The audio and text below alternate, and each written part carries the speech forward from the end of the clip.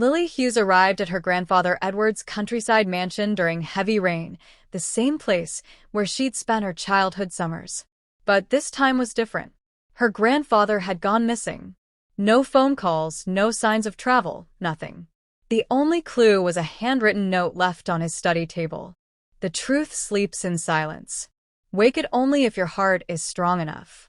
And beside it, a silver key stained with what looked like blood. As Lily stepped inside the dark mansion, thunder cracked above her. The moment she looked up at the second-floor window, her breath caught. A figure stood watching her from behind the curtain. She rushed up the stairs, but when she burst into the room, it was empty. The room smelled of her grandfather's cologne, but everything was cold, untouched. What disturbed her more was the house itself. It felt different, as if the walls were hiding secrets. She walked down the hallway to the large portrait of her late grandmother, Margaret Holloway. Something felt off. She touched the frame and felt cold air leaking from behind it. She pulled it aside and found a hidden tunnel entrance. Inside was a narrow staircase leading underground.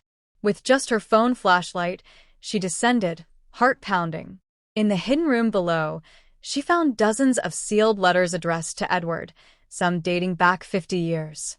All signed, Margaret. But Margaret had died 2 decades ago, hadn't she? One of the letters read, "I am alive, Edward." They lied. Trust no one from the society. Burn this after reading. Just then, Lily heard faint whispers from behind the walls. She froze. Her flashlight flickered. She turned nothing. But the air was heavier. The silence felt alive. That night, a knock echoed through the mansion. She opened the door to a tall, pale man in a black coat. He introduced himself as Mr. Alcott. Without blinking, he said, "Your grandfather was once part of something dangerous. A secret order. He found something they want back." Lily asked who they were. His reply chilled her to the bone. "Let's just say they're not all human anymore."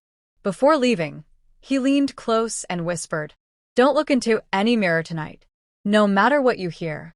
Lily barely slept, but curiosity overpowered her. At midnight, she walked past the mirror in the hallway and saw something terrifying. Her reflection was smiling, but she wasn't. The reflection raised its hand and pointed behind her. When she turned around, no one was there. When she looked back, the mirror was cracked, and inside the wall behind it, she found something horrific. A rotting human hand, holding her grandfather's old pocket watch. It had stopped ticking at 3:33 a.m., the exact time Lily was born. The next morning, she followed her instincts and her grandfather's past. She went to the old chapel behind the mansion where he used to take her as a child. There, under the altar, she used the silver key to open a trapdoor. It led to a hidden underground chamber, lit only by candles. Strange symbols drawn in blood covered the stone walls. And there, sitting alone, was Edward Hughes. "Grandpa," she cried, running to him. He looked tired, older than ever. "You shouldn't have come here, Lily," he said, voice shaking. "It's too late." "Too late for what?" "To stop her." Suddenly, a wind howled through the chamber. The candles blew out. A female voice, deep and otherworldly, echoed all around them. "You brought her to me, Edward." As promised. Lily turned. A figure emerged from the darkness, her grandmother. But not as she remembered. Margaret's skin was gray, her eyes fully black, her nails long and sharp. Her lips twisted into a demonic grin.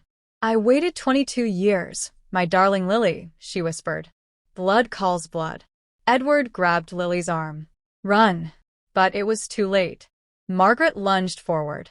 Everything went black. Lily woke up the next day. In her own bed. Sunlight streamed through the window. Was it all a nightmare? Then she noticed something terrifying, dirt under her nails. Her bedsheets were stained with dry blood. And on her forearm, carved into her skin, were the words, "You're next." Panicked, she ran to the hallway mirror. This time, there was no reflection at all. Only darkness. And behind her, a cold whisper, "Welcome home, child of the curse."